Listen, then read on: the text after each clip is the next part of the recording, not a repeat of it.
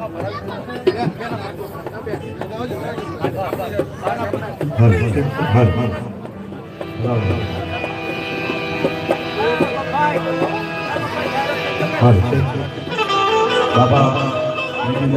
विराजमान है तो स्वागत गीत માટે એક સુંદર મજાની રચના પછી બાપુ પોતાનું પ્રવચન આપણને સંભળાવશે।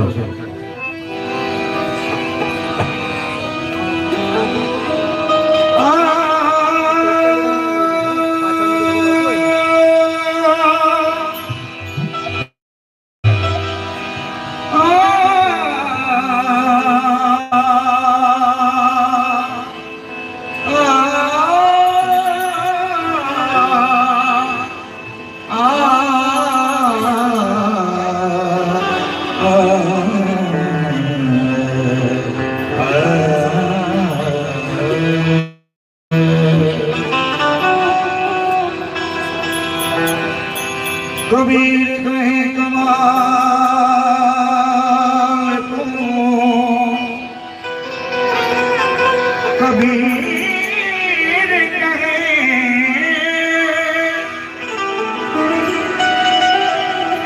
कबीर कहे कमाल को, तू दो बात सीख ले।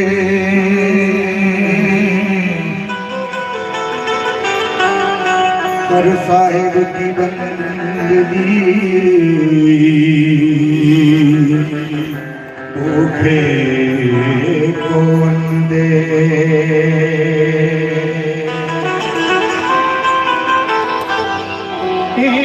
सद्गुरु की दया बिना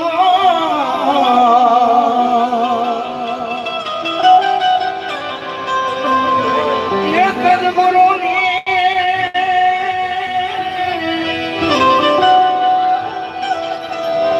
सद्गुरु की दया बिना तन में सपने मरे नहीं सत्संग।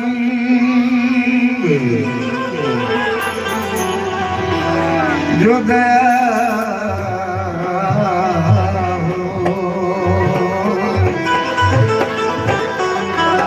जो दया सद्गुरुदेव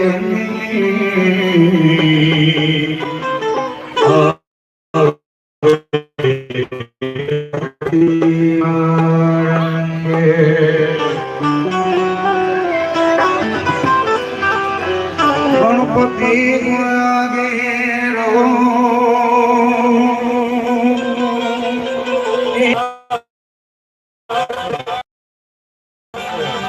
ये सदा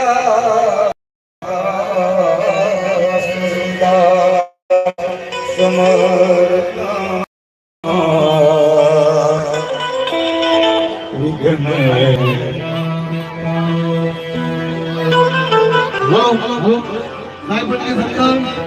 बहनों दीकरीओ विनंती के जे फूल सोंपवा वजह से तमाम मेहमानो आवेला छे અને ફૂલ ઉડાડીને સ્વાગત કરે।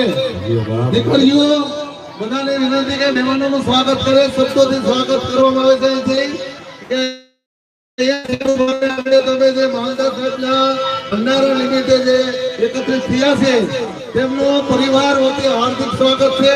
તેમ છતાં બહેનો પાસે જો ફૂલ બધા હોય તો ફૂલ છૂટા દેવાય ઉડાડીને સ્વાગત કરી શકે છે। સાહેબ બની શકે ગુરુજીના સ્વાગતમાં સુંદર મજાની રચના ગણેશ વંદનાથી આપણે શરૂઆત કરીએ। એ ગુરુ તારો પાર ન પાયો, એ ગુરુજી મારા, એ ગુરુ તારો પાર ન પાયો, એ ન પાયો, એ ન પાયો। પૃથ્વીના માલિક એ હરિ તમે તરો તો એમ કરી। પૃથ્વીના માલિક એ હરિ તમે તરો તો અમે કાર્ય કાર્ય કાર્ય કાર્ય કાર્ય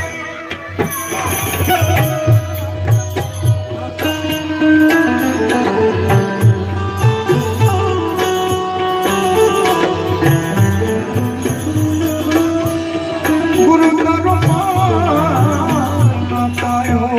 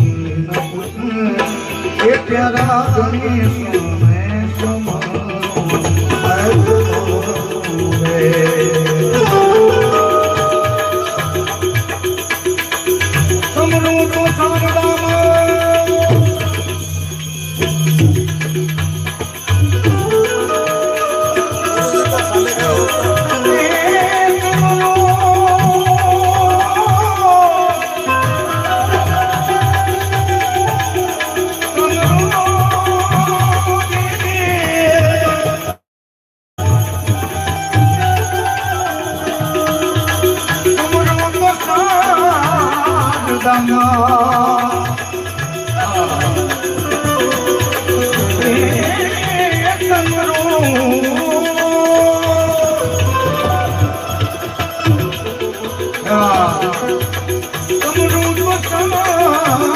दमा मोरी माई रे मोरी माई रसुलिया रसुलिया माई ए हरि तुम्हें साथो ए मैं हरि रसुलिया माई ए हरि तुम्हें साथो हमें हरि हरि हरि हरि हरि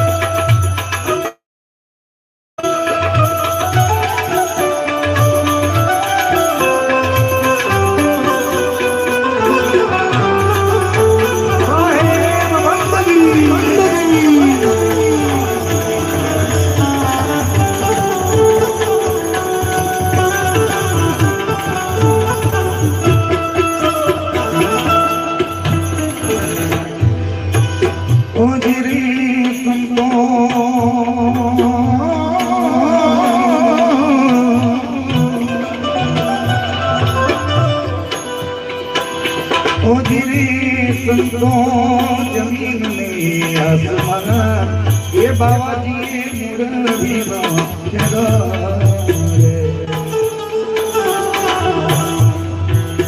ओ धीरे संतो जमीन में आसमान ये हरी मुरली तेरा हरि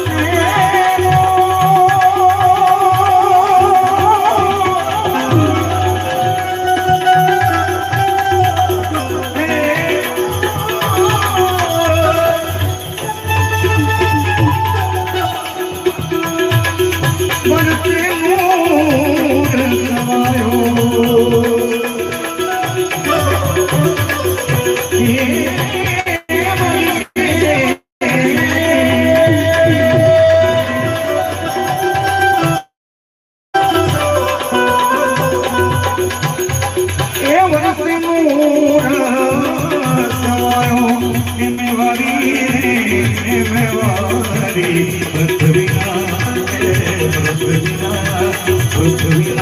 मालिक के बाबा मेरे बाबा रे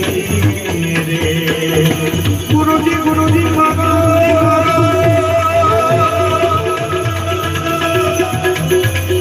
गुरु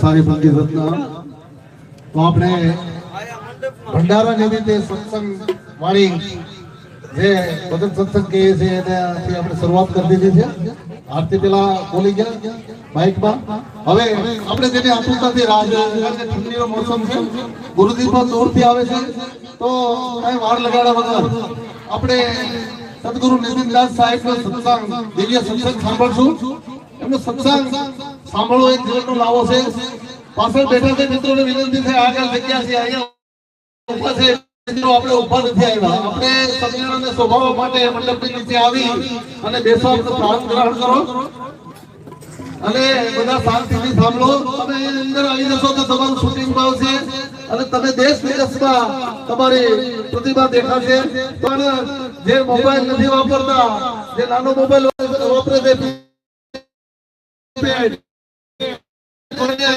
जो एक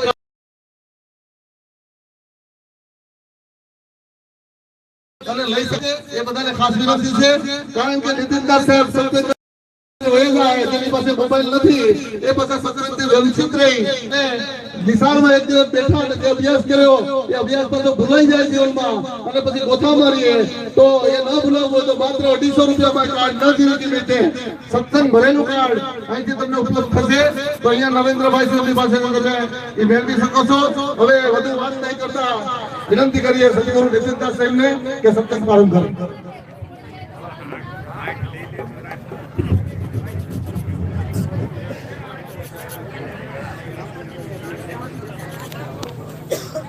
साहिब की सतनाम सतनाम सतनाम। तो आज इस गांव में अमरेली जिले में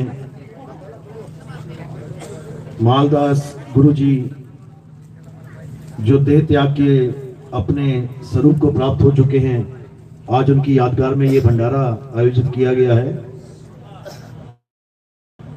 बहुत बड़े भाग होते हैं ऐसे गुरुओं के भी जो इस मूल ज्ञान को समझ के पिछले ज्ञान को त्याग गुरु पूर्ण होता है। जब उनको समझ में आ गया ज्ञान पूर्ण नहीं है, ज्ञान तो है लेकिन ज्ञान नहीं है, तो उन्होंने हमसे नाम दीक्षा ली और उन्होंने बहुत ही ईमानदारी के साथ अपने सब शिष्यों को इस मूल ज्ञान के झंडे के नीचे लाके खड़ा कर दिया। ऐसे विवेकी हंस इस दुनिया में बहुत कम है। ये गुरुवाई का कीड़ा जल्दी एक बिल्कुल जीरो, जिसको कहें बिल्कुल वर्ग का आदमी भी गुरु बन जाए, उसकी गुरुवाई के पीछे जयकारा लगाएंगे, बोलिए मालदास बापू की। तो आज उन्हीं के इस यादगार में ये सत्संग भंडारा आयोजित किया गया है और मालिक से अरदास करेंगे कि जो उनके रास्ते पे नहीं भी चल पाए, क्योंकि सब तो यहाँ शिष्य नहीं होंगे, कुछ अलग भी होंगे, नहीं भी चल पाए क्योंकि सब तो यहाँ शिष्य नहीं होंगे, कुछ अलग भी होंगे।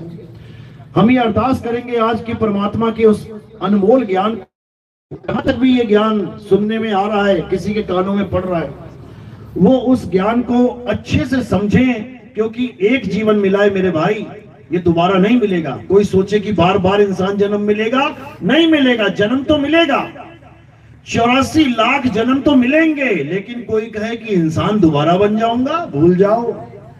जन्म तो बहुत मिलेंगे। शंकर जी का बैल नंदी भी एक जन्म ही है, गणेश जी का चूहा वो भी एक जन्म ही है, विष्णु जी का गरुड़ वो भी एक जन्म ही है, और लक्ष्मी जी का उल्लू वो भी एक जन्म ही है। कौन कौन उल्लू बनना चाहता है, हाथ खड़ा करो जरा। लक्ष्मी जी का साथ मिल जाएगा, सोच लो। लक्ष्मी जी के साथ मिलकर भी अगर उल्लू बने रहे तो क्या बने। अरे जो इंसान जन्म बना है इसमें उल्लू मत बन जाना। तो उन भगवानों के पास रह भी 84 काटनी पड़ेगी, समझ लो। लेकिन संतों के पास आके तुम्हारी 84 कट जाएगी और तुम्हें वो पद प्राप्त होगा जिसे निर्वाण पद कहते हैं, जिसे परम पद कहते हैं। कबीर साहब समझाते हैं, धर्मदास ये जग बौराना और कोई न जाने पद निर्वाणा, यही कारण हम कथा पसारा और इन सब से कहिए राम न्यारा। आज उस न्यारे राम की चर्चा सुननी भी है, समझनी भी है और उसको अपनाना भी है, तभी सबका कल्याण होगा। तो आज का सत्संग शुरू करने से पहले परम पिता परमात्मा के नाम पे एक जयकारा लगाएंगे और फिर सत्संग शुरू करेंगे। बोलिए परम पिता परमात्मा की, सतगुरु बंदी छोड़ कबीर साहेब की, सतगुरु मदनपति साहेब की, सतगुरु गोलमपति साहेब की, दीवान जोहरपति साहेब की, सतगुरु राम अनुराग साहेब की, सभी संगत की, इस गांव नगर बस्ती की, अपने अपने गुरुदेव की, सत्संग आने वालों की, इनके माता पिता की, इस गांव नगर बस्ती की सदा ही जय हो। आज की आनंद की सदा ही जय। साहिब बंदगी सतनाम सतनाम। तो आज बड़े भाग जागे इस गांव के, जहां पर संतों का ये मेला लगा और उस मूल ज्ञान की बात चली जिसको पाने के लिए बड़े बड़े ऋषि मुनि पीर पैगंबर औलिया, बड़े बड़े राजा महाराजा अपना राजपाट छोड़ के जंगलों में प्रस्थान कर गए इस ज्ञान को पाने के लिए, जो ज्ञान आपको खुद चलकर आपके घर तक आया है।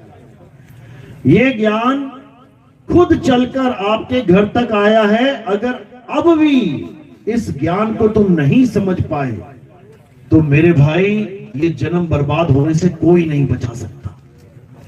इसलिए एक एक बात को ध्यान से सुनना है।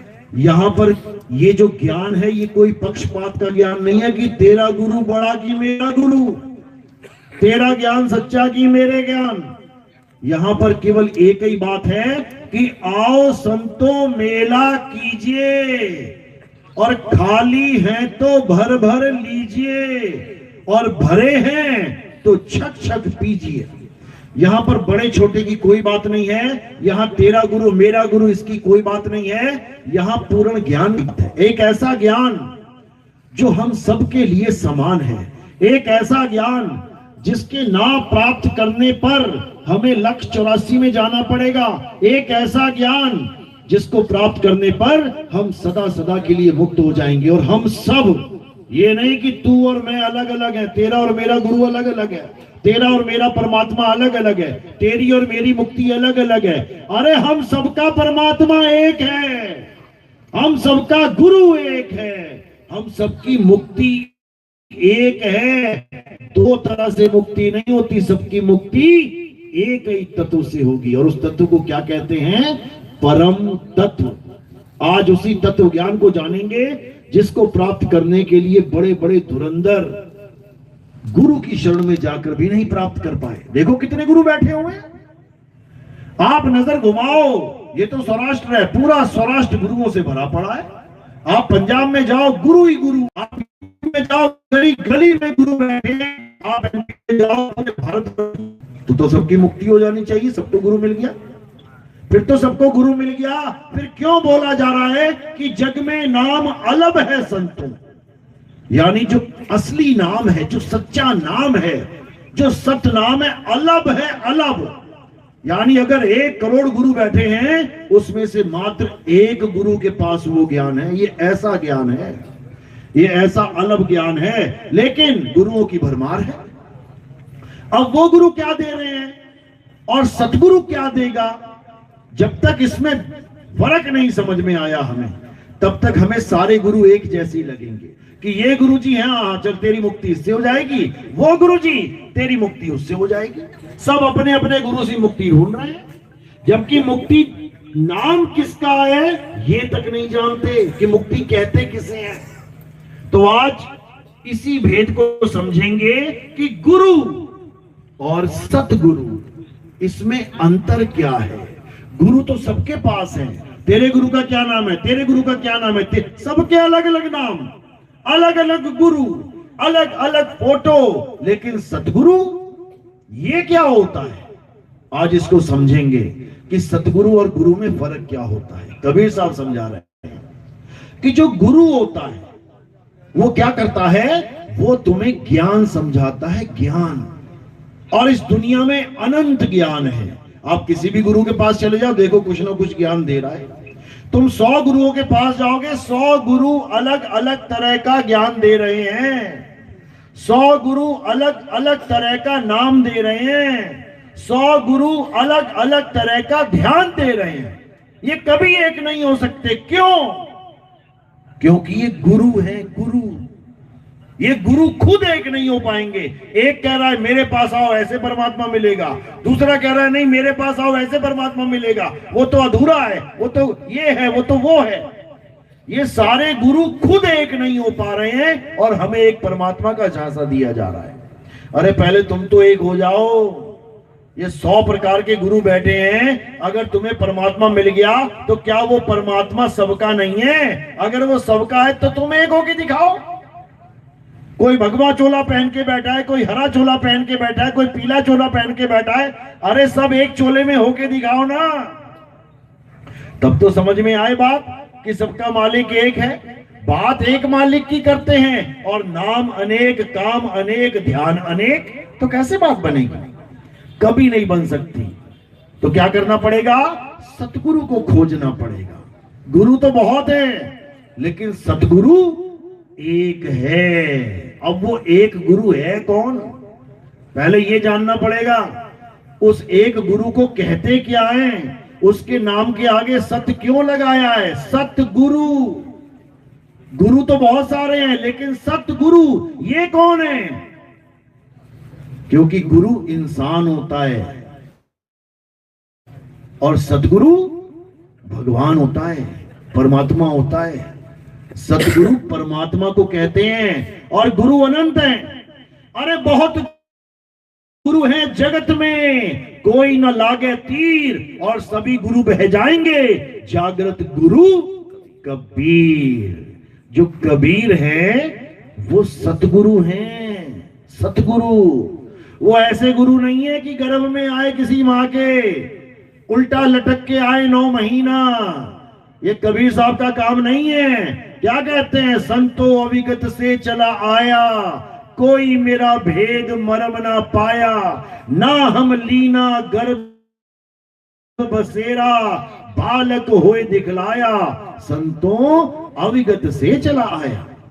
कहते हैं मैं वो गुरु नहीं हूं कि 9 महीना उल्टा लटक के आया है, जीव अवस्था को प्राप्त करके अब बाहर आके लोगों का गुरु बन के बैठ गया।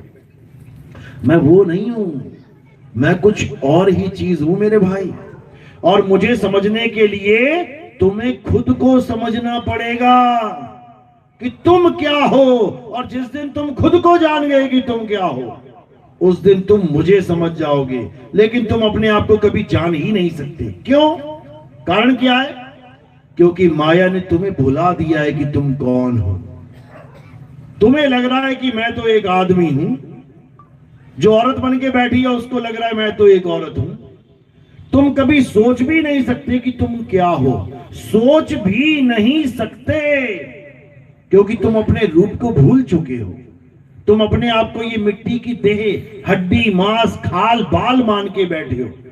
तुम अपने आप को आंख, नाक, कान, हाथ, पैर ये मान के बैठे हो, जबकि ये क्या है? ये नाशवान शरीर है। नाशवान शरीर, और तुम क्या हो?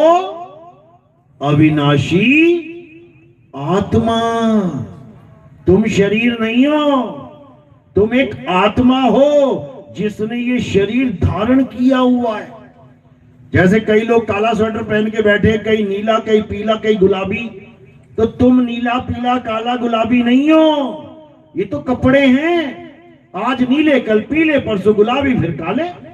इसी प्रकार जो शरीर तुम धारण करके बैठे हो, धारण किया है तुमने शरीर। धारण का मतलब होता है पहन लेना।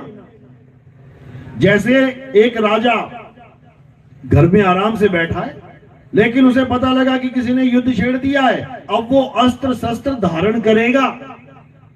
यानी अब वो ऐसे कवच पहन लेगा, ऐसी तलवार लटका लेगा, ऐसा धनुष्मान लगा लेगा, जिसको धारण करना कहते हैं। वो कवच नहीं हो गया कि राजा लोहे का बन गया, लोहे का कवच है।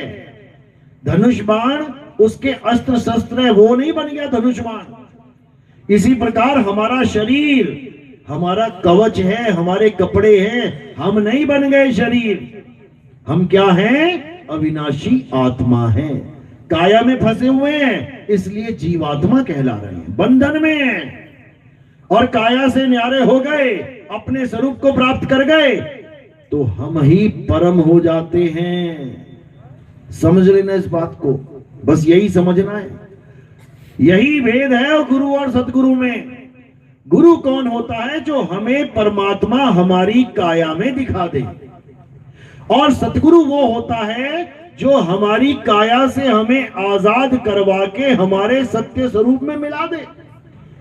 गुरु कहता है कि तुम्हारे शरीर के अंदर परमात्मा का वास है, और सतगुरु कहता है कि तुम्हारी आत्मा के अंदर परमात्मा का वास है। सुनने में एक लगेगा, लेकिन इसमें बहुत बड़ा अंतर है, बहुत बड़ा अंतर है।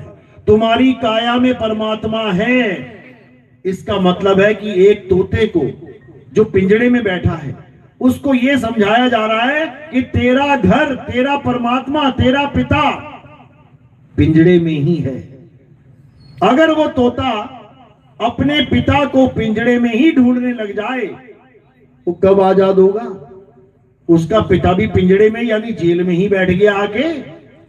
ये महा अज्ञान है, इसको निरंजनी ज्ञान कहते हैं। निरंजनी ज्ञान, निरंजनी ज्ञान का मतलब क्या होता है? जो अलख निरंजन को परमात्मा मानता है, जो इंगला पिंगला सुषमना की साधना करता है, जो त्रिकुटी में ज्योत के दर्शन करता है, जो अनंत प्रकाश को परमात्मा मानता है, जो काया के अंदर परमात्मा मानता है, वो निरंजनी ज्ञान है। निरंजनी ज्ञान। और एक है परमात्मा का ज्ञान, अकाल पुरुष का ज्ञान, सतगुरु बंदी छोड़ कबीर साहब का ज्ञान। वो ज्ञान क्या है? वो काया से न्यारा ज्ञान है। यानी उस तोते को समझाया जा रहा है कि बेटा तू पिंजड़े में है, पिंजड़ा एक जेल है, तू जेल में फंस चुका है। तेरा घर इस जेल से बाहर है, आसमान में तेरा पिता तेरा इंतजार कर रहा है, वो आसमान में उड़ा हुआ है और तू जेल में फंसा हुआ है। जिस दिन ये बात उस तोते को समझ में आ गई, उसके बाद वो परमात्मा को जेल में नहीं ढूंढेगा, वो अपने पिता को मिलने के लिए जेल छोड़ने के लिए तैयार हो जाएगा। और जैसे ही दरवाजा खुला जेल का और तोता गया उड़, वो ना देखता मुड़ के वापस कि मैं दोबारा पिंजरे में घुस जाऊं। कभी खोल के देख लेना, कभी तोता पाल लेना एक, और थोड़ी देर के लिए पिंजरा खोल देना, क्या होगा? अगर उसे याद है कि मेरा घर बाहर है, वो पिंजरे में एक सेकंड भी नहीं रुकेगा। अगर उसका जन्म ही पिंजरे में हुआ है, या तुम इतना छोटा सा लेके आ गए कि वो पिंजरे को ही अपना घर मानने लग गया, तो तुम भले पिंजरा खोल दोगे ना, तो घूम फिर के वापस घुस जाएगा उसी में आके। ये दोनों अवस्थाएं हैं। यानी एक अवस्था है काया में परमात्मा को ढूंढना, और दूसरी अवस्था है काया से न्यारा, जिसको विदेह कहते हैं, विदेह। और एक है जिसको देही कहते हैं, देही ज्ञान, विदेही ज्ञान। इसमें जमीन आसमान का अंतर है। तो निरंजन भगवान की पूजा करने वाले काया में परमात्मा ढूंढते हैं और परमात्मा को जानने वाले काया से आजादी की तैयारी शुरू कर देते हैं। याद रखना। तो साहिब समझा रहे हैं, साधो निरंजन जाल पसारा। इस निरंजन भगवान ने इतना बड़ा जाल बुन दिया है कि तुम सोच भी नहीं सकते। इसका जाल पता कहां है? ये जितनी दुनिया तुम्हें दिख रही है ना, ये इसका जाल है। इस जाल में हम फंसे पड़े हैं। बार बार पैदा होना, बार बार मरना, मर के फिर पैदा हो जाना, पैदा होके फिर मरना, ये है इसका खेल। युगों युगों से ये खेल चल रहा है, युगों युगों से। जन्मों जन्म बीत गए लेकिन ये खेल खत्म होने में नहीं आ रहा।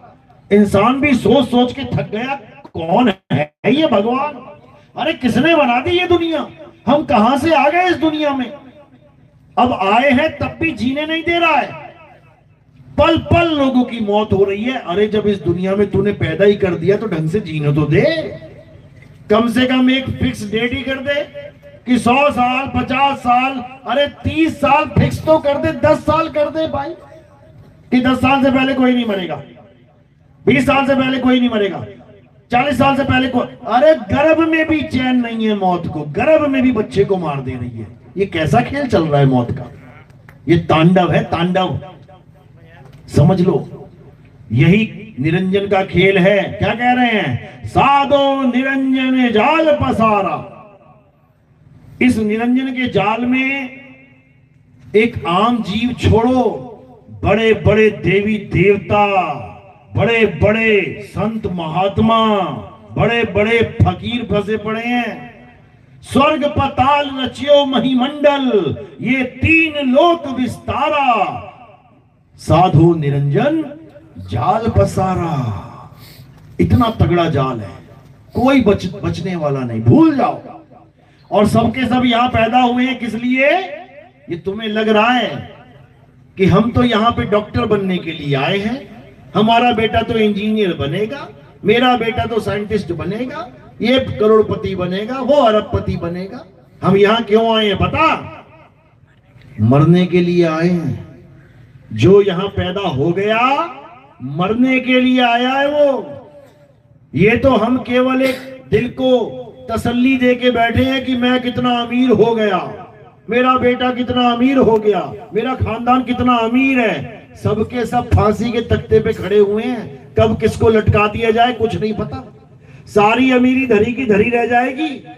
50 करोड़ की गाड़ी में भी अटैक आ गया तो जमीन पे लेटा दिया जाएगा। क्या करनी है ऐसी गाड़ी, ये बताओ। अरबों रुपए का मकान बना दिया, आज प्राण निकल जाए तो एक पैसा नहीं ले जा सकते। बताओ क्या कमा लिया इस दुनिया में आके? ये नकली माल कमाने में पूरा जीवन लगा दिया, और जो असली माल था, जो असली धन था, उसकी एक पाई भी इकट्ठी नहीं करी। कबीर साहब कह रहे हैं, कबीर सो धन संचिए जो आगे को होए, और सिर पे उठा के गाठड़ी जात न देखा कोई। कहते बड़े बड़े अमीर करोड़पति अरबपति बन गए, गुजरात में तो एक से एक बैठे हुए हैं। कहते तुम बड़ी बड़ी पोटलियां इकट्ठी करके बैठ गए, एक पोटली भी नहीं ले जा सकते वहां पे, यहीं धरी की धरी रह जाएगी। जो तुम इकट्ठा करते मर गए, तुम्हारे मरने के बाद एकदम बट जाएगा, बटता चला जाएगा, तुम रोक भी नहीं सकते। तो क्या करना है? कबीर वो धन संचिए जो आगे को होए, यानी एक ऐसा धन भी है जो तुम अपने साथ लेके जा सकते हो। सोचो, एक ऐसी चीज है जो तुम साथ लेके जा सकते हो, जो शरीर छोड़ने के बाद भी तुम्हारे साथ जाएगी। उसके बारे में कोई नहीं जान रहा है, वो क्या है? उसको नाम धन कहते हैं। नाम धन यानी गुरु से प्राप्त करने के बाद, नाम दीक्षा के बाद जो तुम कमाई करोगे वो तुम्हारे साथ जाएगी। और उससे क्या फर्क पड़ेगा, क्या फायदा होगा उससे? उससे जमदूत पास नहीं आएंगे तुम्हारे। यमराजा की हिम्मत नहीं कि तुम्हारे सामने आके खड़ा हो जाए।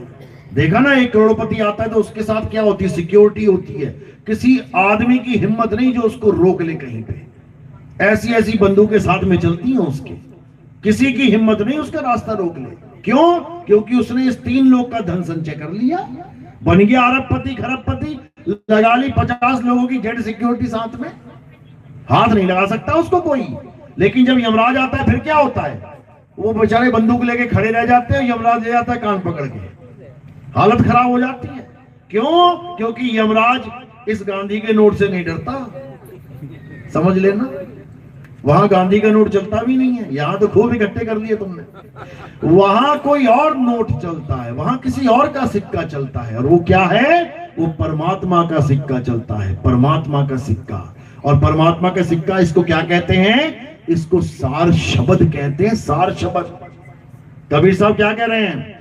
सार शब्द आए जही विधि हाथा, तेही विधि काल नवावे माथा।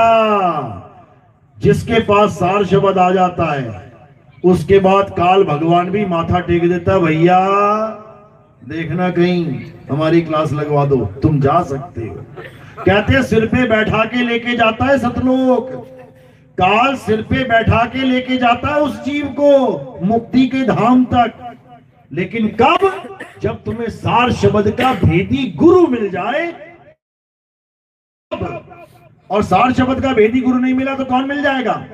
ये जपी तपी सन्यासी, ये नाम जप लो, वो नाम जप लो, इतने जाप कर लो, इतने करोड़ बार माला फेर लो, ये सब धरे के धरे रह जाएंगे यहीं पे। आज कबीर पंथ में भी माला फेरने का चलन चल पड़ा है। हमने नाम दीक्षा ले ली, कहां ली? कबीर पंथ में। क्या बोला गुरुजी ने करने को? 108 माला करनी है, बताओ। अरे कबीर साहब घोर विरोधी थे इस नाम जाप के, इस माला। कहां बोला कबीर साहब ने माला फेरो? कहां बोला कबीर साहब ने नाम जपो?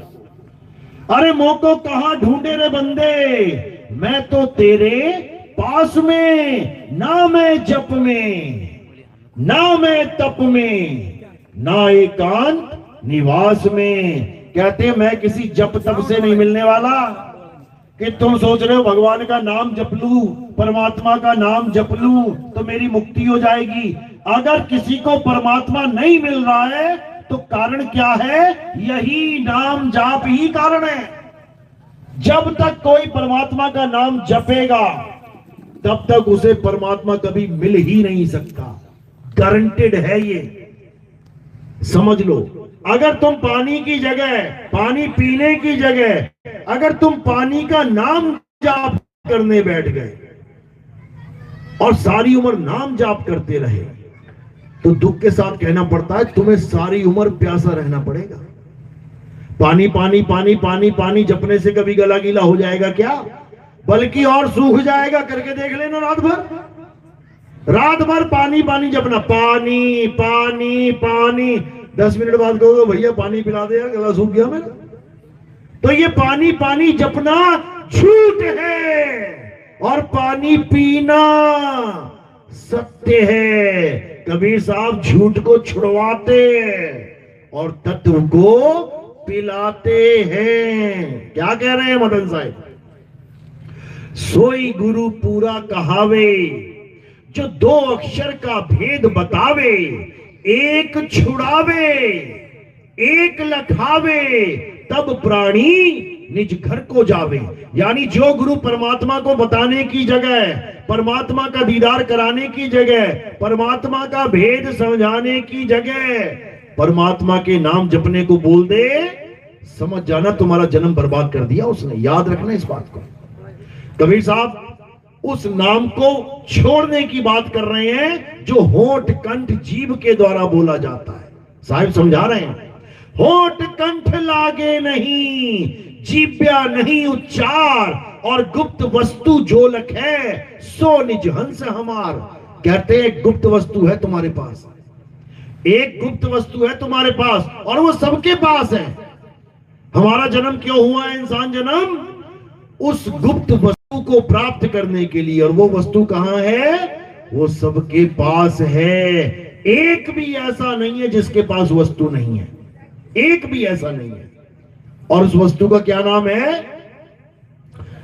आत्मा। नाम सुना है आत्मा का?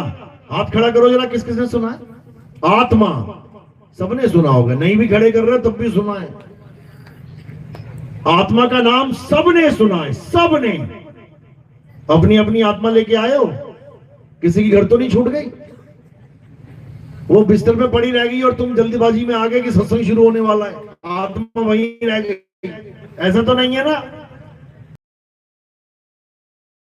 नहीं। लगाओ जरा हाथ, कहां लगाओगे?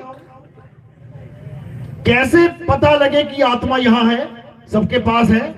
क्योंकि तुम हिल रहे हो, बोल रहे हो, तुम चल रहे हो, बैठे हो, तुम देख रहे हो, सुन रहे हो। आत्मा है इसीलिए। और जैसे ही आत्मा ने शरीर को छोड़ दिया, आंख है पर देख नहीं, कान है पर सुन नहीं सकते, मुंह है पर बोल नहीं सकता, नाक है सूंघ नहीं सकती, पैर है चल नहीं सकते, हाथ है कुछ कर नहीं सकते। क्यों? क्योंकि आत्मा ने शरीर को छोड़ दिया। तो किसके पास आत्मा नहीं है? हाथ खड़ा कर दो जरा, सबके पास है ना? हाथ भी खड़ा नहीं कर पाओगे अगर आत्मा ना हो तो। अब क्या करना है उस आत्मा का? अचार डालना है क्या? कहते ना तेरा मैं अचार डालूंगा, यानी यूजलेस है मेरे लिए। ये आत्मा का क्या करना है हमने? सारी उम्र आत्मा के साथ हो, सारी उम्र आत्मा के पास हो, लेकिन फिर भी आत्मा का ज्ञान सारी उम्र नहीं हो पाता। सारी उम्र। कोई बूढ़ा बाबा मरने वाला भी है ना, उससे जाके पूछ लेना, बाबा ये आत्मा कैसी होती है, फिर देख लेना जवाब क्या देता है। सारी उम्र आत्मा का ज्ञान नहीं हो सकता किसी को, जबकि 24 घंटा वो गुप्त वस्तु तुम्हारे पास है, लेकिन तुम्हें उसका एहसास नहीं है। कारण क्या है? क्योंकि तुम्हें ऐसा कोई गुरु मिला ही नहीं जो तुम्हें आत्मा का ज्ञान दे दे।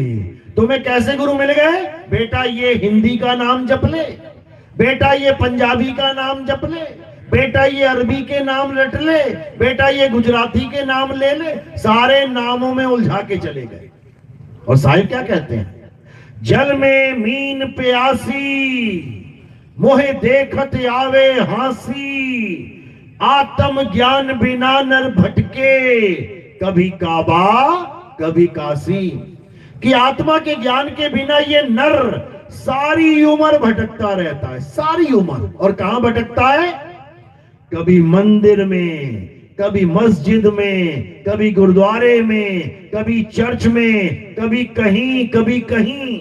कारण क्या है? क्योंकि उसको आत्मा का ज्ञान ही नहीं है। जिस परमात्मा को वो ढूंढना चाहता है मंदिर, मस्जिद, गुरुद्वारे में, वो वहां रहता नहीं है। वो कहां रहता है? वो हमारी आत्मा में रहता है। जैसे दूध का 10 लीटर का कैन लेके तुम घूम रहे हो और घी ढूंढने के लिए तुम जंगल जंगल भटक रहे हो, गली गली भटक रहे हो। दूध तुम्हारे पास है और घी के लिए तुम गली गली भटक रहे हो, तो कैसे मिलेगा? कभी नहीं मिलेगा। क्यों? क्योंकि घी दूध में है। अगर दूध के अलावा तुमने घी को ढूंढने की कोशिश कहीं भी करी तो वो समय तुम्हारा बर्बाद हो गया।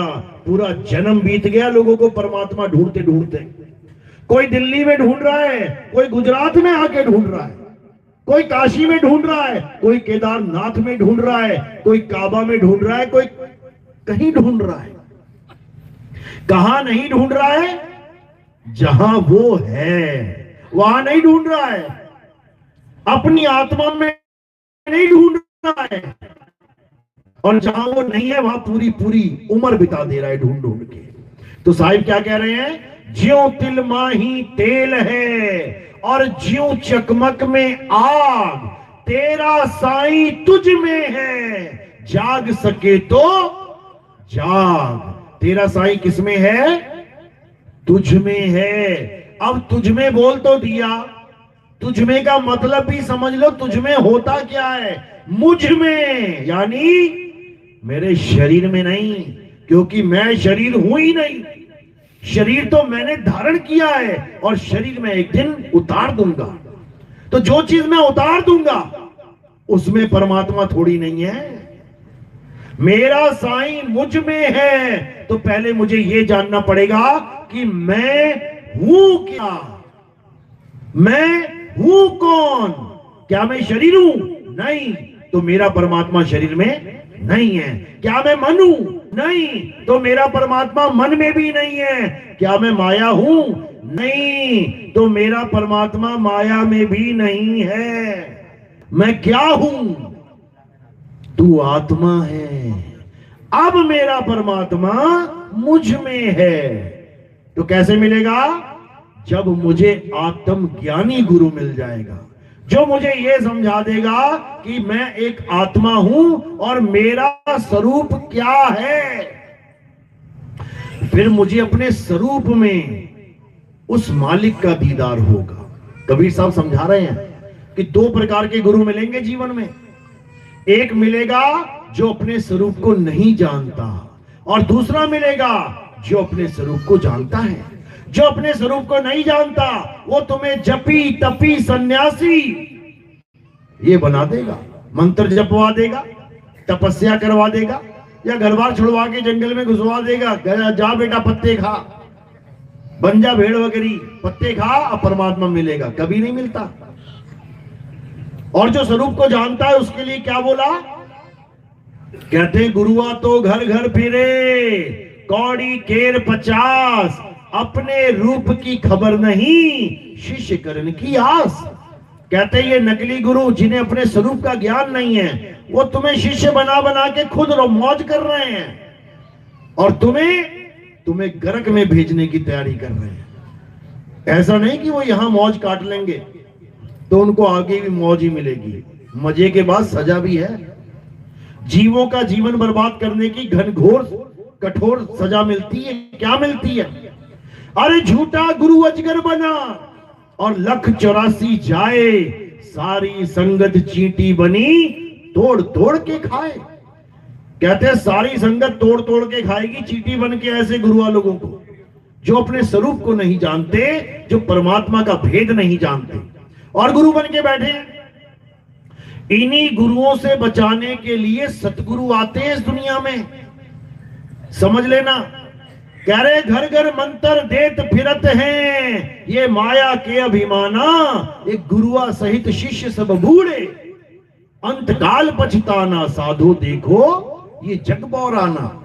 तो कबीर साहब का सिद्धांत क्या है? ये तंत्र मंत्र जंत्र पूजा पाठ हवन यज्ञ नित्य नेम ये सब छोड़ देना है, सब। और क्या करना है?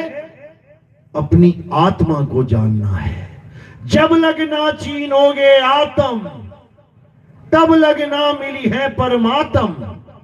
आत्म चीने परमात्म चीने, संत कहावे सोए, और यह भेद काया से न्यारा। ये काया वाला भेद नहीं है कि तुम्हें इंगला पिंगला सुषमना में ध्यान लगवा दिया, त्रिकुटी में ध्यान लगवा दिया, जीभ घुमा के गले में लगा दी, कहते अमृत रस पी लो। अरे ऐसा कैसा अमृत रस है जिसको पीने के बाद भी मर जाना है? अमृत पीने के बाद तो अमर हो जाना चाहिए, और तुम तो पहले से ही अमर हो, तुम्हें अमृत की क्या जरूरत है? ईश्वर अंश जीव अविनाशी। क्या होता है अविनाशी का मतलब?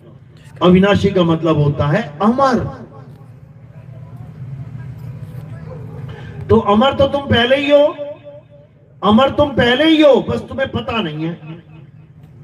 तुम्हें केवल पता नहीं है कि तुम अमर हो, लेकिन तुम 101% अमर हो। अब ऐसा गुरु मिल जाए जो तुम्हें तुम्हारा अमरता का भेद बता दे कि बेटा तू मरेगा नहीं कभी, तू अमर है, तब समझ लो कि अब जन्म और मरण खत्म हो जाएगा। क्यों? कारण क्या है? क्योंकि हम अपने आप को शरीर मान बैठे हैं और शरीर की मृत्यु होना तय है। यहां राम जी ना बचे, यहां श्याम जी ना बचे। कृष्ण जी जो कहते हैं 16 कला संपूर्ण, उनके भी पैर में तीर लग गया। कौन से प्रदेश में लगा था? कहां लगा था? मध्य प्रदेश में, उत्तर प्रदेश में, गुजरात में। गुजरात में पैर में तीर लगा और कृष्ण जी के शरीर की मृत्यु हो गई। मृत्यु हो गई। यानी जो 16 कला संपूर्ण है उनका भी शरीर मर गया, तो तुम्हारा और हमारा कैसे बचेगा भाई? सबका मरेगा, सबका, लेकिन कौन? शरीर। हम नहीं मरेंगे।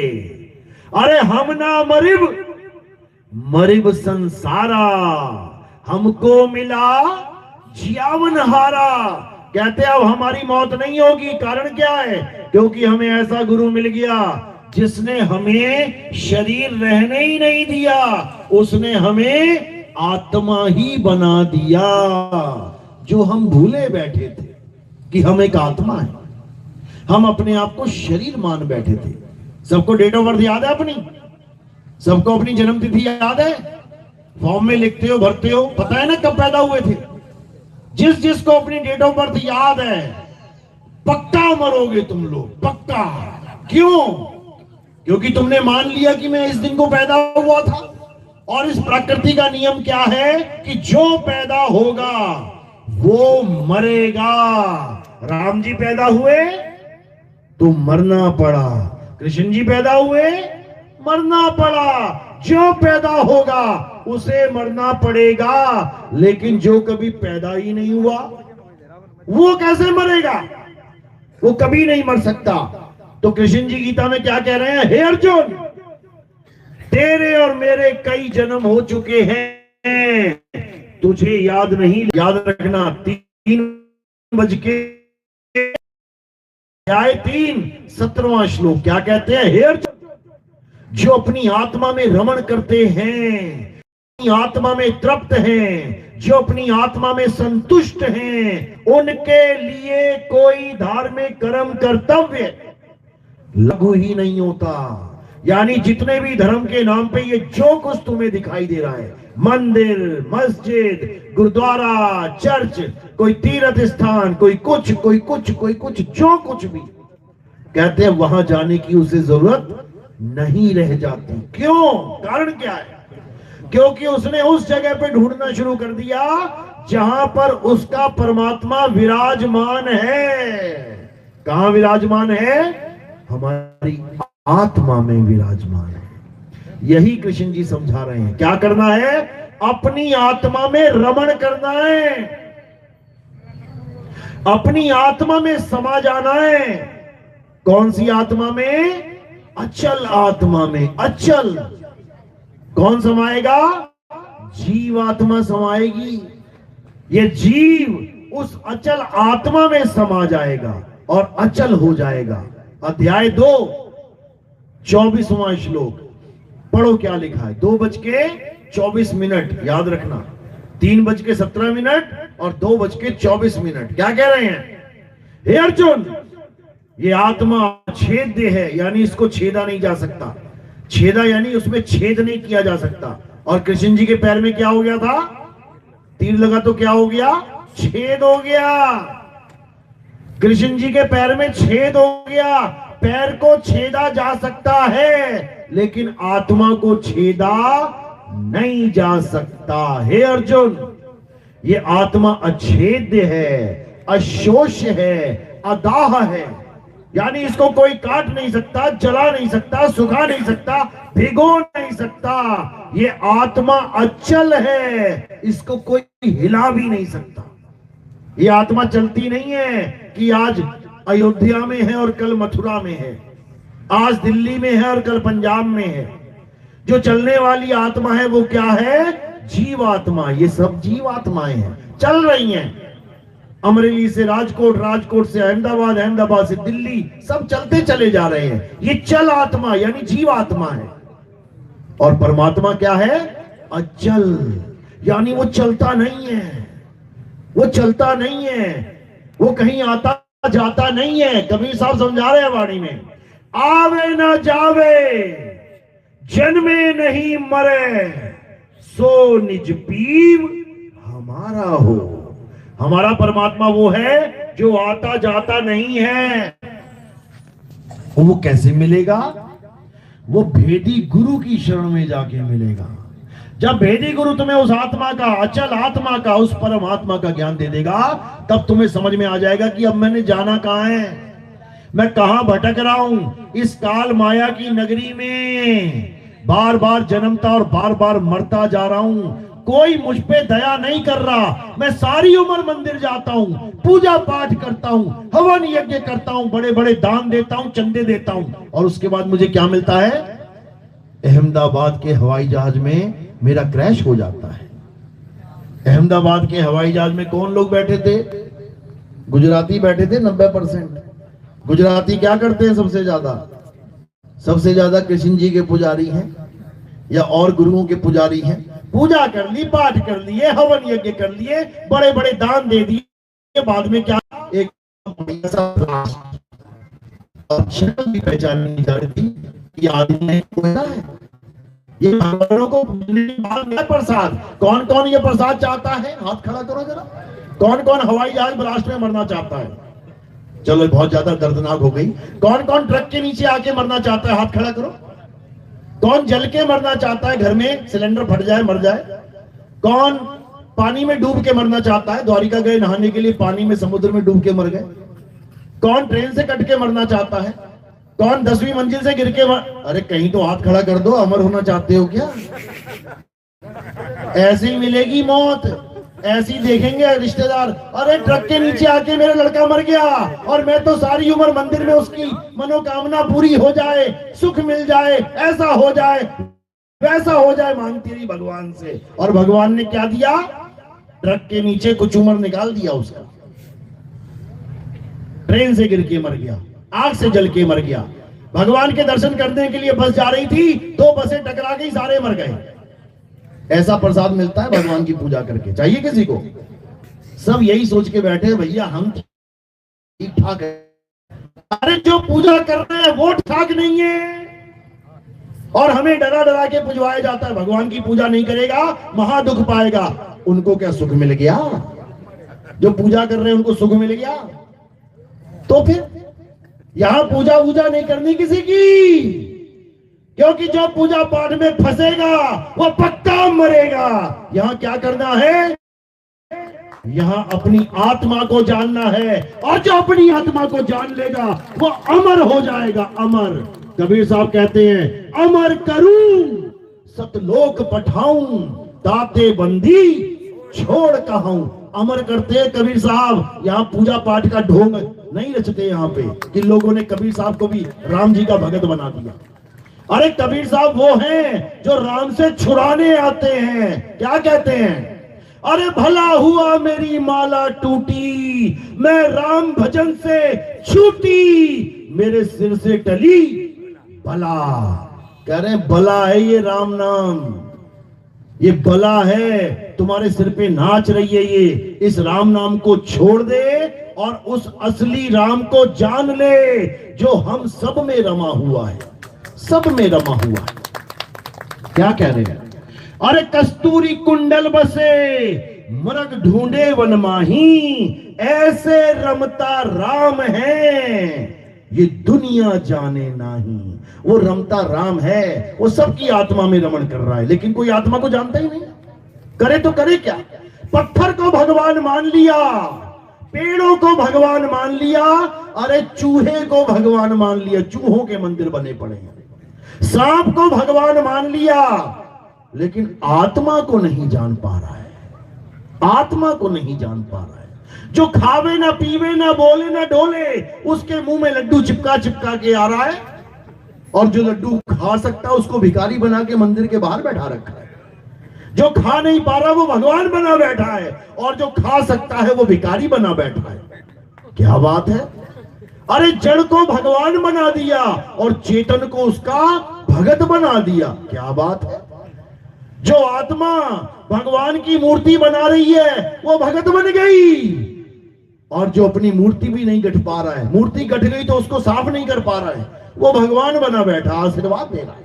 बताओ, भगत जा रहा है तो भी आशीर्वाद दे रहा है, और चोर गल्ला तोड़ के पैसा निकाल रहा है तो भी आशीर्वाद दे रहा है, जा तेरा भला हो जाए। बताओ, ऐसा भगवान है क्या हमारा?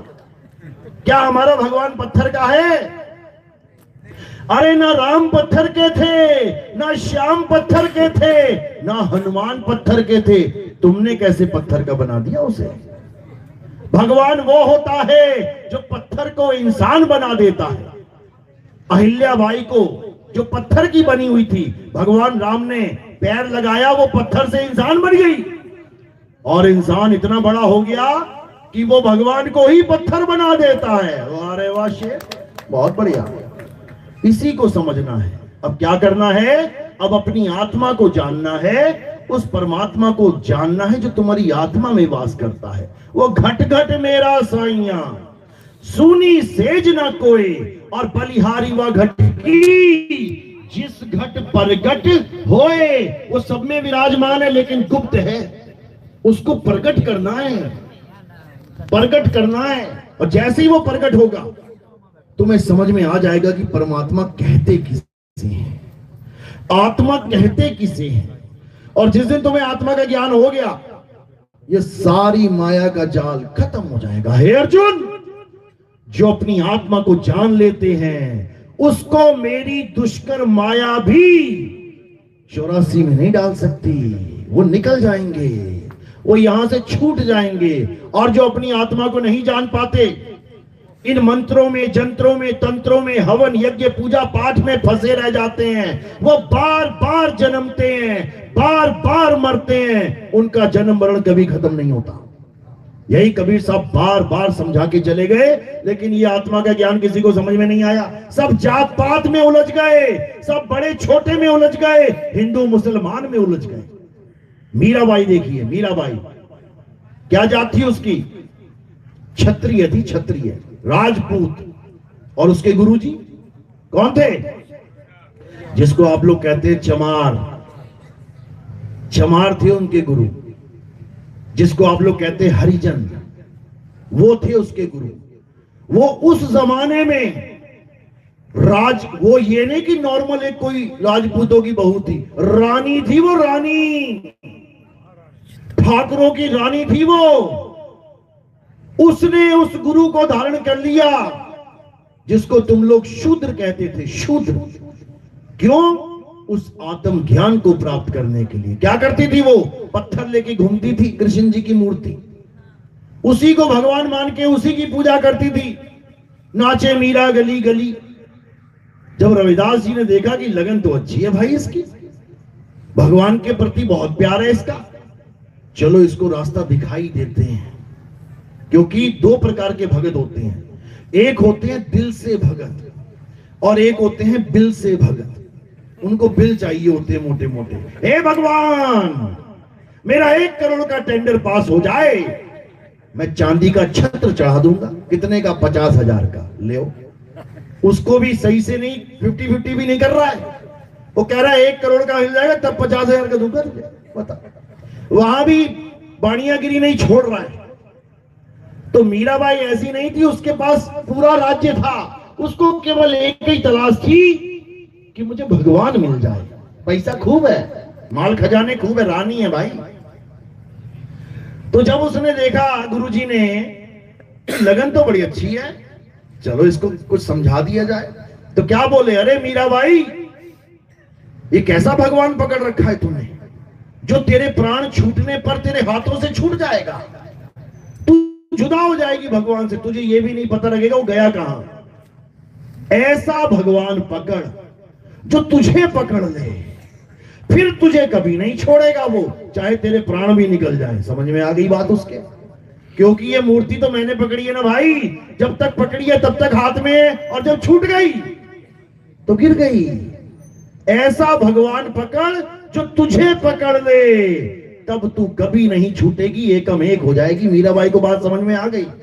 मीरा ने जात पात नहीं देखी कि मैं ठाकुरों की रानी और ये चमार, क्या कहेंगे लोग मुझे। उसने एक बार भी ना सोचा और गुरु के आगे दंडवत प्रणाम करके उसको धारण कर लिया। लोगों ने जहर पिला दिया उसको कि इसने हमारी नाक कटवा दी, ये ऐसे गुरु को धारण करके बैठ गई जिनको हम छूते तक नहीं है। और मीरा ने जहर पी लिया। लोग कहते हैं कृष्ण जी के लिए पिलाया जहर मीरा को। अरे कृष्ण जी के तो सारे पुजारी थे, कृष्ण जी के तो सारे पुजारी हैं, जहर क्यों पिलाएंगे? क्या कृष्ण जी के पुजारियों को जहर पिलाएगा कोई? सारे कृष्ण जी के पुजारी हैं, किस किस को जहर पिलाओगे? जहर इसलिए पिलाया गया क्योंकि उसने जात पात के बंधन को तोड़ के उस शूद्र गुरु को अपना गुरु धारण कर लिया। अब मुसीबत बन गई सबके सिर पे। क्यों? अब इनको पूजा जाएगा, हमारे घर में आएगा, हमारे सिंहासन पे बैठेगा, गुरुजी बन गए भैया, अब क्या करें? तो कहते ना रहेगा बांस ना बजेगी बांसुरी, पिला दो इसको जहर। पी लिया मीरा ने जहर, फिर क्या हुआ? जहर भी पानी बन गया, वो कुछ बिगाड़ ना पाए मीरा का। तुम मीरा ने बोला पायो जी में नाम रतन धन पायो, वस्तु अमोलक। नाम नहीं कि मैं नाम लेके आ गया गुरुजी से, क्या नाम दिया? राम राम जपना है, राधे राधे जपना है, ओम नमः शिवाय जपना है। कोई मुसलमान गुरु मिल गया, अल्लाह अल्लाह जपना है। कोई सिख गुरु मिल गया, बाय गुरु जपना है। कोई ईसाई मिल गया, हालेलुया जपना है। कुछ नहीं जपना। मीराबाई कह रही है मुझे मेरे गुरु ने वस्तु पकड़ाई है, वस्तु अमोलक दी मेरे सतगुरु, कृपा कर अपनायो, पायो जी में नाम रतन धन पायो।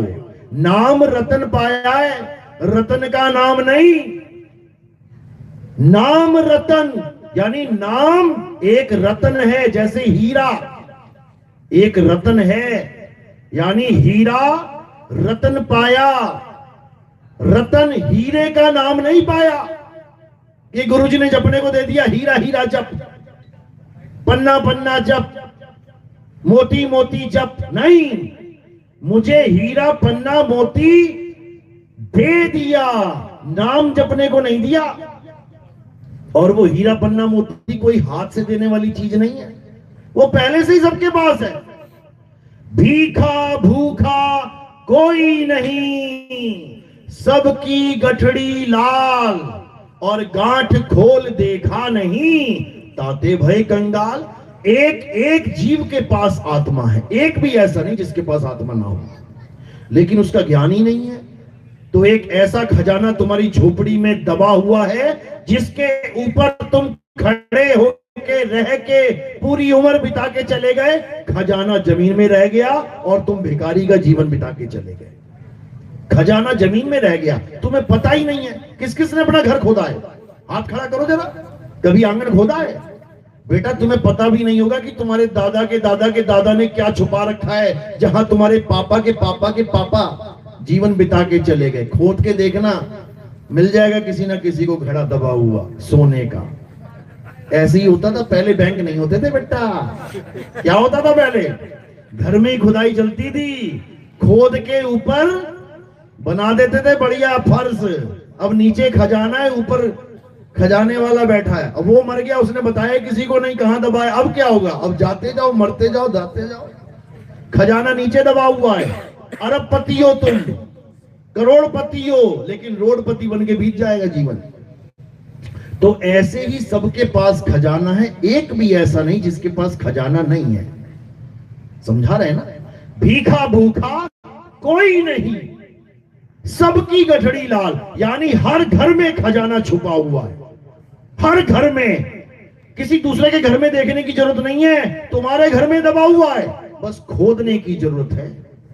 मोह को कहां ढूंढे रे बंदे, मैं तो तेरे पास में, तेरे पास में। वो मंदिर के पास नहीं, वो मस्जिद के पास नहीं, वो गुरुद्वारे के पास नहीं, वो चर्च के पास नहीं, तेरे पास में। अब जो मेरे पास में वस्तु है उसको ढूंढने के लिए मैं कहां जाऊं? जहां तू है वहीं वो है। इसीलिए नानक साहब ने कहा, हृदय नाम ध्याओ और घर बैठे प्रभु पाओ। कहीं जाने की जरूरत नहीं है, वो तुम में पहले से ही विराजमान है। तो अब क्या करना है? अब अपनी आत्मा को जानो। कैसे जानोगे?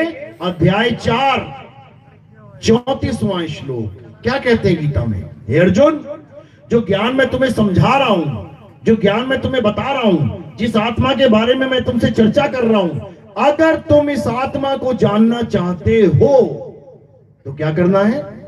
ऐसे तत्वदर्शी संत की शरण में जाना है। वहां ये नहीं लगा कि ऐसे तपस्वी की शरण में जाना है, ऐसे जपी की शरण में जाना है जो 1000 माला करता हो, ऐसा नहीं लिखा वहां पे। या ऐसे तीर्थ स्थान में चले जाना है, या ऐसे मंदिर मस्जिद में, ऐसा कुछ नहीं लिखा वहां पे। वहां क्या लिखा है? ऐसे तत्वदर्शी संत की शरण में जाना है जिसने अपनी आत्मा को यानी सत्य को जान लिया है। जिसने अपनी आत्मा का ज्ञान जान लिया है वही तुम्हें तुम्हारी आत्मा का ज्ञान दे सकता है। अन्यथा इस दुनिया में ऐसा कोई संत नहीं जो तुम्हें आत्मा का ज्ञान दे दे। मंत्र दे देगा, जंत्र दे देगा, तंत्र दे देगा, सब कुछ दे देगा, लेकिन आत्मा का ज्ञान ये कोई नहीं दे सकता। ये केवल और केवल आत्मज्ञानी गुरु दे सकता है। इसीलिए उसको तत्वदर्शी बोला गया है। क्यों? क्योंकि इस दुनिया में 2 प्रकार के तत्व हैं। अध्याय 2 16वां श्लोक पढ़ो क्या कह रहा है गीता में। ये अर्जुन, इस दुनिया में 2 प्रकार के तत्व हैं, एक असत्य है और एक सत्य है। बस 2 चीजें हैं, हेड या टेल, सत्य और असत्य।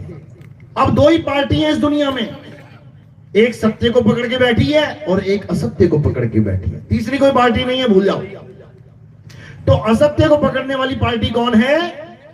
जो आत्मा को छोड़ के किसी भी चीज में लगी है, किसी भी चीज में।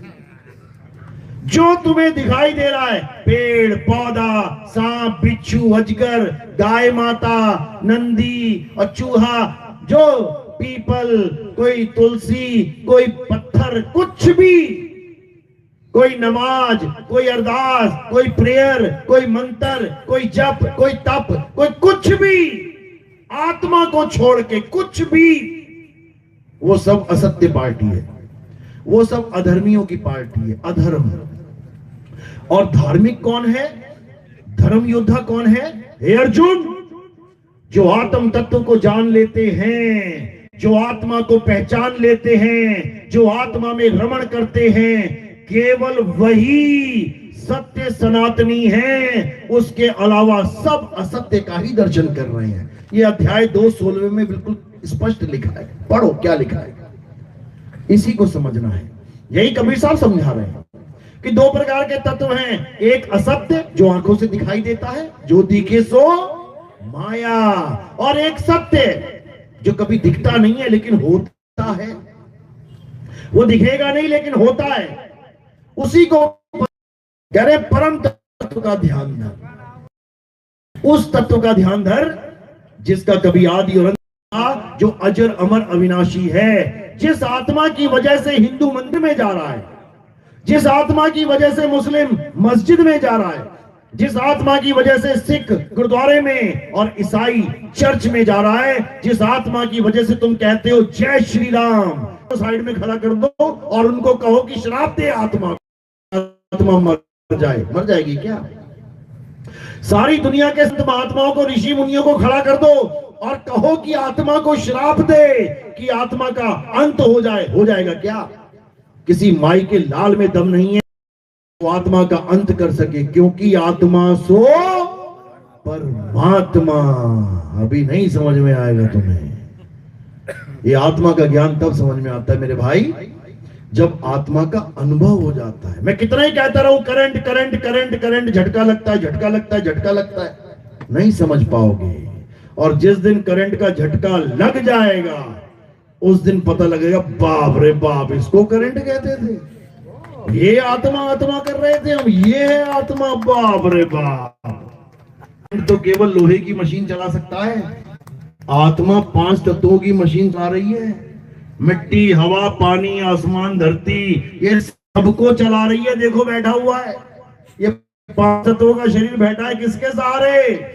आत्मा के सहारे। जब तक आत्मा शरीर के साथ जुड़ी है, ये 5 तत्व अलग नहीं हो सकते, हिम्मत नहीं इनकी।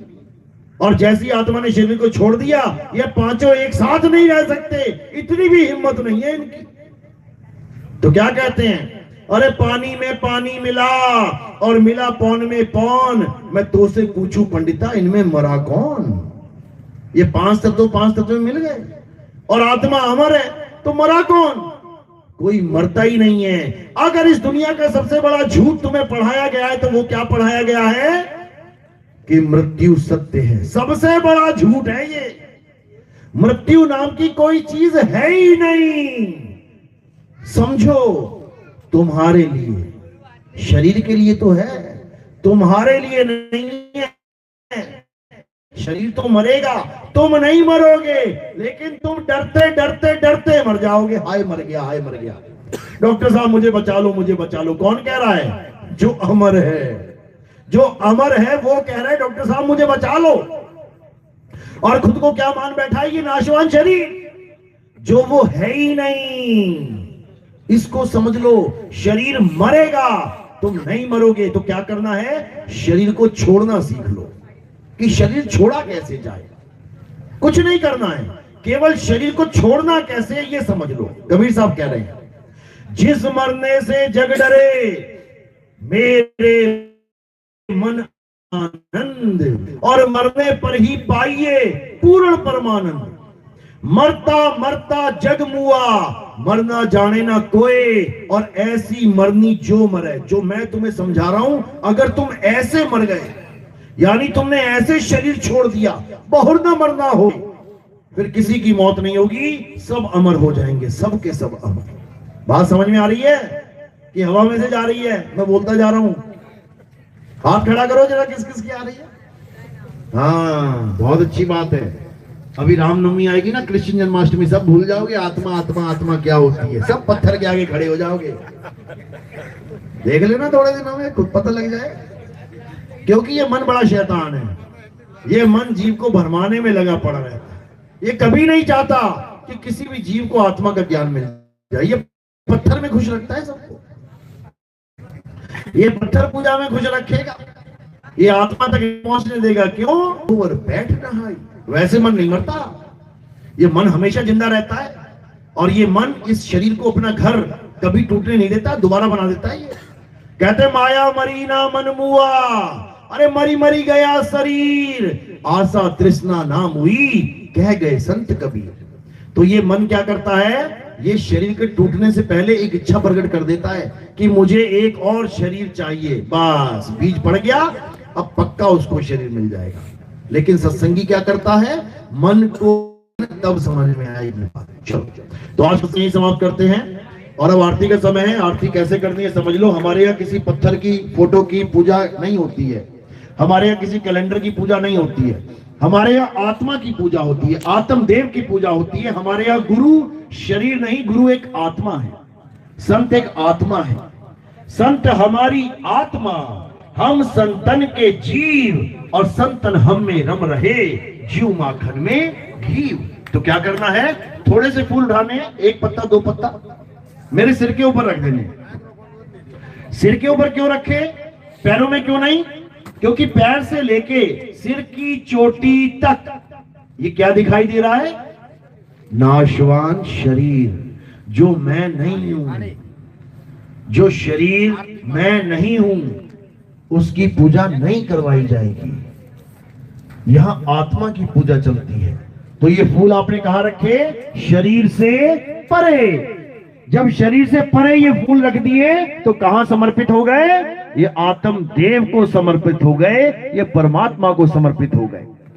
ऐसे ही पूजा करनी है, आरती करनी है आत्म देव की। और कोई प्रचार प्रसार में योगदान करना चाहेगा तो सेवा कहां रखनी है? वो केवल चरणों में आती है। माया का स्थान चरणों में है, और फूलों का स्थान शीश के ऊपर है। माया का इस्तेमाल क्या होता है? हमने कोई आश्रम नहीं बनाया, ना ही हमने कोई आश्रम बनाना है। हम आश्रमों के सख्त खिलाफ हैं, क्योंकि आश्रम वो बीमारी है जो हर संत को लगी हुई है। एक भी संत ऐसा नहीं बचा जो इस बीमारी से ग्रसित ना हो। आश्रम, आश्रम, बड़े बड़े आश्रम, बहुत बहुत बड़े बड़े आश्रम, ये बीमारी हमने पाली नहीं है। हम क्या करते हैं सेवा का?